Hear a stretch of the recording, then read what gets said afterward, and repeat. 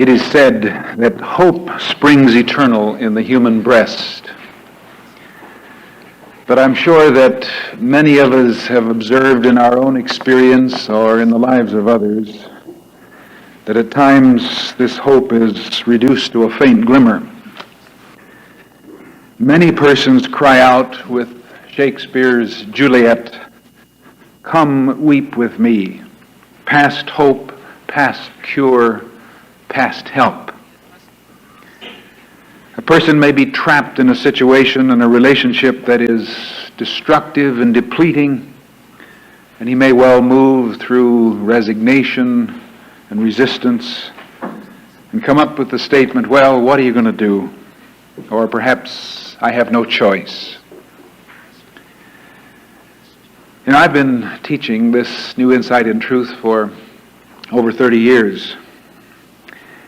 And recently I was indulging in a little reflection, and I asked myself, if I had an opportunity to convey one little bit of philosophy to the masses, what would it be? Just one simple idea. In other words, reducing the whole metaphysical system into the least common denominator. What is the most important insight needed to open the door in the mind of a person to the vast discovery of truth? And I've concluded that it is simply this: you always have a choice. There is no such thing as a choiceless life. I want us to think about that this morning. You may be living in trying times. You may be faced with a shaky economy that is out of your hands, but which has a detrimental effect upon your personal security. You may be an innocent bystander in a world of war, a society replete with inequities and injustices, and a community stricken with blight and depravity. But all this is in the world out there. Perhaps there's little you can do to change it, to change conditions, or even to remove yourself from their influence. But you do have a choice. For life is consciousness. You live in a world of your thinking, a world of your mind. Things may happen around you, things may happen to you, but the only things that really count are the things that happen in you, in your consciousness, in your mind. Your world, as far as you're concerned, is formed and shaped totally and completely by your attitudes and your feelings, by your consciousness. As the poet once said, you can make every day of your life a dance, a dirge, or a life march as thou wilt. The choice is yours. It's true the winds of life and of circumstance may blow, and the winds may not always blow in the way you want them to. They may not always lead you in the way you want to go. And you can't regulate the winds. And certainly there's little to be gained in complaining about them. But you have a choice. Ella Wheeler Wilcox sat by the East River here in New York City a number of years ago, meditating on the fact that people coming from the same environment and from the same parentage turn out so differently. And she was inspired by watching the sailboats coming and going to their docking and out to sea. And she wrote the immortal lines, "One ship drives east and the other drives west by the self-same winds that blow. 'Tis the set of the sails and not the gales that determines the way they go." For instance, you could consider a person who's become a classic reference in American culture, such as Abraham Lincoln. The wind of circumstance could easily have blown this person into a harbor of stalwart mediocrity, a small circle of farm and home and church and community life, because it seemed that everything went against him. In the eyes of the world, he could easily have been called a loser because everything he tried to do failed. But he tacked into the teeth of the gale of circumstances, and every tack bringing an opportunity to educate and expand his understanding, until his mind ultimately became a fitting vehicle to take the responsibility of sailing our ship of state. You may say, oh, you're talking about attitudes. Well, of course, because it is attitudes that make our life. And you may object, well, a person must be realistic. This situation has happened. It was not of my doing. It's beyond my control. Now I might just as well accept it. It's the way things are. On the contrary, it is not the way things are, but it's the way you see them, the way you think about them, the way you hold them in your own consciousness. Perhaps you cannot change the fact of a condition of your life, but you do always have the choice of how you're going to think about it. You can choose between fear and faith, between despair and hope, between pessimism and constructive thinking and speaking. And whether you know it or not, you have already made that choice. The choice is always yours. Fundamental to this new insight in truth is the principle that we reiterate so often. Attitudes are the forerunners of conditions. When we choose an attitude, whether we know it or not, we choose the attendant results. It may at first be shocking to contemplate, but permissiveness with the thought children of our mind is far more widespread and infinitely more destructive than any permissiveness with the children of our homes. It is often said, by way of one of the many cliches that are rampant in our lives, into every life some rain must fall. It's a negative inference that usually accompanies such words of resignation as, well, you can't win them all. What are you going to do? And we make these statements jokingly, but the implication is there's no choice. Certainly, some rain must fall into every life. The rain, symbolically and in a real sense, is required for the growth and fruitage of nature. Even if the rain is not good for the picnic or for your own outing. You can't regulate the weather, but you have a choice. And this is dealt with whimsically by James Whitcomb Riley in a little couplet that I've always delighted in. He says, it ain't no use to grumble and complain. It's just as easy to rejoice. When God sorts out the weather and sends rain, why, rain's my choice. You do have that choice. And we always do. From ancient China, there's an adage that has great significance to us, which says, you can't keep the birds from flying over your head, but you can keep them from building nests in your hair. And so if someone gets in your hair, or as we say it in another context, if someone gets under your skin, then you might as well face it. This is because you chose to have it that way. You always have a choice. No matter what a person does, the question that we need to ask ourselves is, why should I let him decide how I'm going to think or feel or act? The choice is mine, must always be. I must not give that choice to someone else. Julian Huxley once said, experience is not what happens to a person, it is what he does with what happens to him. And we can always choose what we do about anything that comes in our life. We always have that choice. We can hate or we can love. We can resist and struggle, or we can deal with it in love and non-resistance. We can worry about it, or we can pray about it and know the truth about it.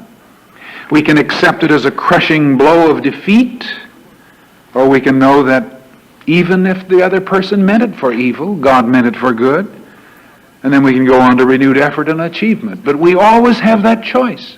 No one takes it from us.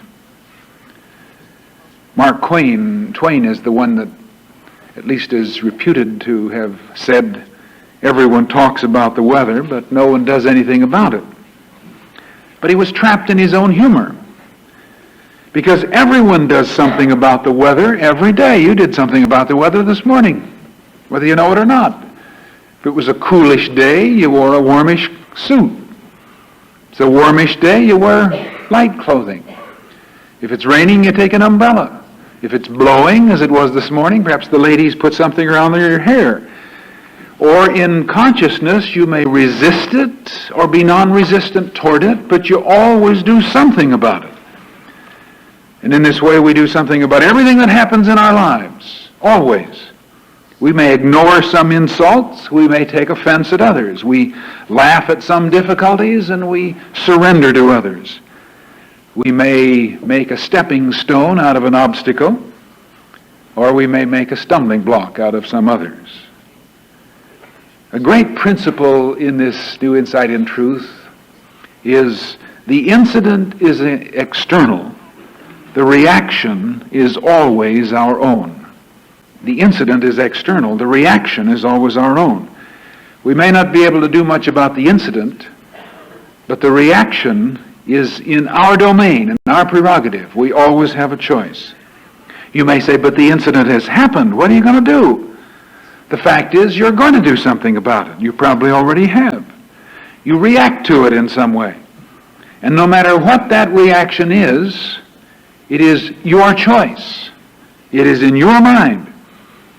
There are no automatic reactions brought about by circumstances. You may say, but he did so and so and he made me mad. He didn't make you mad at all. You decided to get mad about what he did. You had a choice. You may say, but I'm not sure I'm going to have a job 2 weeks from now because they're laying off people. And so I'm worried. But the insecurity of your job doesn't make you worry. You worry because that's the way you decide to deal with the situation about your job. But you always have a choice. If we become disturbed over something that happens, instead of saying, why did that person disturb me? We need to reflect, why should I be disturbed? Even if he was acting in a disturbing way, why should I get upset about his disturbing ways? If he's going to be totally out of kilter with life, why should I let that take me out of kilter with life? Why should I let him decide how I'm going to feel, how I'm going to react?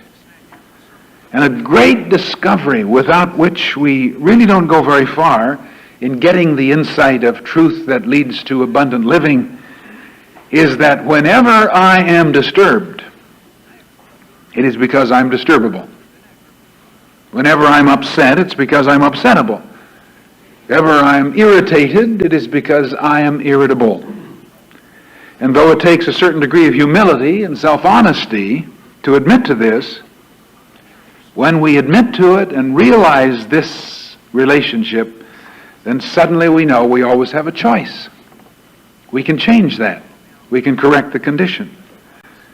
Now, I'm not suggesting that we should destroy or shackle the emotions, that we should become just passive creatures letting anything happen without ever having any response. Because life without emotion has no zest, no élan vital, that delightful Bergsonian word for creative force. But life without control of the emotions is a life that is harassed by destructive fires, what Eliot calls rampaging riots of undisciplined squads of emotion. We're emotional creatures, let's face it, just as surely as we're mental and physical creatures. And the emotions are the conduit through which the creative juices flow for all of us, and through which spiritual ecstasy is experienced. But the thing that we must realize is that I am not my emotions. I control my emotions, or I can do so, and I should do so. They're mine to control. The control is always in my hands, not in somebody else's. I always have a choice. And the person who becomes emotionally unstable is a person who's never really discovered and accepted the option that the choice is always his. No matter how dark a situation may appear, you always have a choice of turning on the light. And as someone once said, it's much better to bring a light than to curse the darkness. You always have that option of turning on more light. In Psalm 40 it says, I waited patiently for Jehovah, and he brought me out of a pit. The word wait comes from the Hebrew word kavah, which means to bind together. It's not an acquiescence passively in things, sitting, waiting with folding hands. That isn't what wait on the Lord means. It implies the choice to turn on the light. I wait on the Lord in the sense that I make contact. I get a sense of oneness. I turn from the thought and feeling of separation to the realization of oneness and wholeness. So many persons become bowed down under the weight of handicaps and injustices. And I'm sure you know people like this. We would hope that you were not one of them. Dealing with some difficulty or some challenge in life and railing out against the darkness. Why, oh why should this happen to me? One young woman who'd had the tragic misfortune of losing her sight went totally blind. And she went through an understandable feeling of turmoil, of fear and bitterness. And one day, she had the most unusual thought. Into her consciousness came an idea that most folks would say is irrelevant. Others would say, how could it ever happen to her in her darkened state? And the thought was, perhaps I can never again see light, but I can think light. And suddenly she discovered that the process of seeing is what the mind does with the stimuli that the eyes record from the outside. And light, in terms of consciousness, is the determination that the person puts on these stimuli. And so she decided that even though the stimuli of light hitting the eyes would not be there anymore, she still could think light in every experience. Interesting thought, some would say a Pollyanna thought, but the important thing was she immediately turned from sadness and despair and defeat into the radiance of joyous optimism, and she's gone on to make a very happy and constructive life out of the whole experience.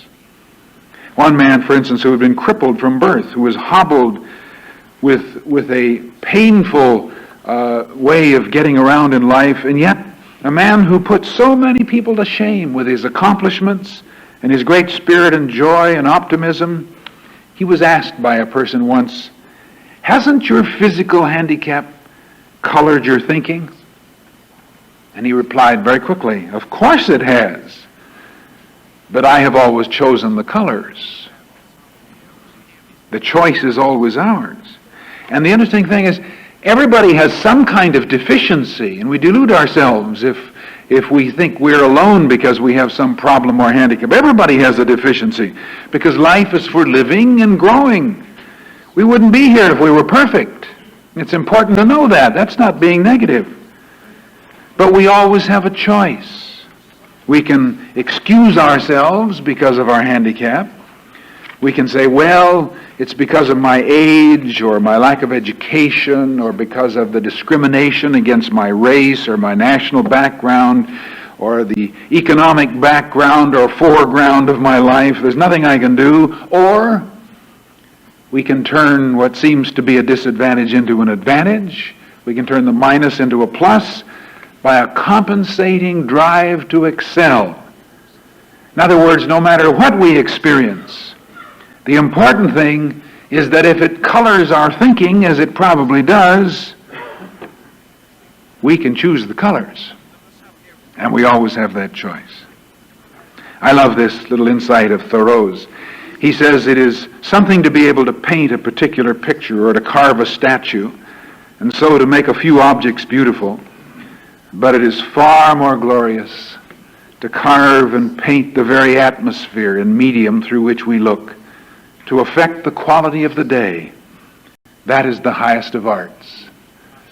And we could add, perhaps that is the greatest of choices. You may be caught up in a spiraling conflict of personalities, and so often the cliche is, well, it takes two to make a quarrel. So it would seem because it takes two, there's nothing you can do about it. But it only takes one person to stop a quarrel. Any person can make the choice to get off the tit-for-tat treadmill. at any time. The human of us may desire to get back, to get even for something that's happened. But there's only one way to get even. And you always have that choice. To love, to forgive, to bless. And if you refuse to take this option, then you're a slave to passion and emotion, and you might as well face it. Quite often a person is embroiled in anger and bitterness and acts of defensiveness, and he says, but what can I do? I have no choice. But you always have a choice. In Jesus' teaching comes the thought that you can choose to turn the other cheek. This means to turn from the side of your nature that reacts and is defensive and hostile to that part of your nature which loves and forgives naturally. When you react in anger or hostility, remember, it's your mind. The reaction is yours. It's your emotion. You're not only letting the birds build nests in your hair, but you're providing all the materials. Jesus once gave the idea that if someone compels you to go 1 mile, go with him 2. This was taken from the policy of the Roman legions of forcing people to carry their supplies 1 mile. And this was the way they were such successful armies in logistics. So a person may be required by life, by his job, by the law or whatever, to do certain things. And you may say, I'm required to do it. What are you going to do? I have no choice. You do have a choice. Even the person laboriously carrying the burden of a Roman army for 1 mile, he has the choice. He can carry the load in resistance, or he can carry it in joy. This is going the 2nd mile. It doesn't mean to just say, please let me carry it a little farther. It means to go beyond accepting it as something you have to do and deciding it's something that you like to do. This is the key to freedom. In my book, Discover the Power Within You, I tell the story of a restaurant where all the waitresses were required to smile, or they would lose their jobs, and they looked like automatons. All had these forced little smiles that came to their face whenever they came up to your table. But one of the girls stood out because she was naturally radiant. She smiled, but it was real. Someone asked her about it, and she said that at first she resented this demand that she smile, and then she made a discovery. All the smiles beyond the first one were her own. And so she made it a point always to go beyond the initial smile to get the fulfillment of smiling. And that's going the 2nd mile, you see. If you do what you must do and no more, you're a slave. That's true in your work, in your relationships with people, whatever. Quite often people say, well, what are you going to do? I do all I'm supposed to do. You may do all you're supposed to do, but you do not do all you can do. And unless you go beyond what you're supposed to do, you're a slave. The 1st mile will bring the paycheck or compliance with the law, but the added mile of working with interest, giving with love, leads to fulfillment. No work can bring fulfillment. No relationship of itself can bring fulfillment. But you can bring the attitudes of fulfillment toward the work or the relationship if you choose the kind of attitudes that make for fulfillment. The true compensation in any work begins where duty leaves off, and you always have the choice.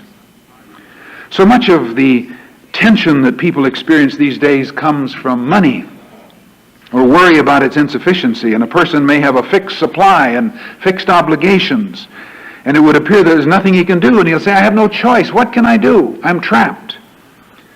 But again, there is no choiceless life. You can bless your money. You can receive it and spend it in the consciousness of gratitude and abundance, rather than with a sense of lack and worry and resistance toward the system and so forth.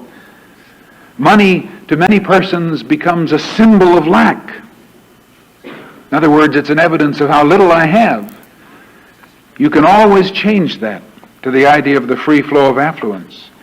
You can get the idea that you're always in the flow of substance, and every bit of money, no matter how seemingly inadequate, becomes in consciousness a symbol of that limitless flow. And you have the choice of dealing with life in that way. Now you may say, but there's one thing that I can't do anything about, and that's the past. What is gone is gone. The wasted years of my life are beyond recall. And then you may go on and indicate how you feel that your life has been ruined or frustrated by something that you did or did not do, or someone that did something to you, or something that happened back there that has frustrated your experience. But you always have a choice. You can't have the years back to live over again, but as the prophet Joel says, you can restore the years which the locust hath eaten. And the word restore means to make whole, to bring them into context. You can change your attitudes about the past, and thus you can change the influence that the past has upon you today. You can let go of the past. You can stop living in the past. You can stop excusing yourself today because of the past.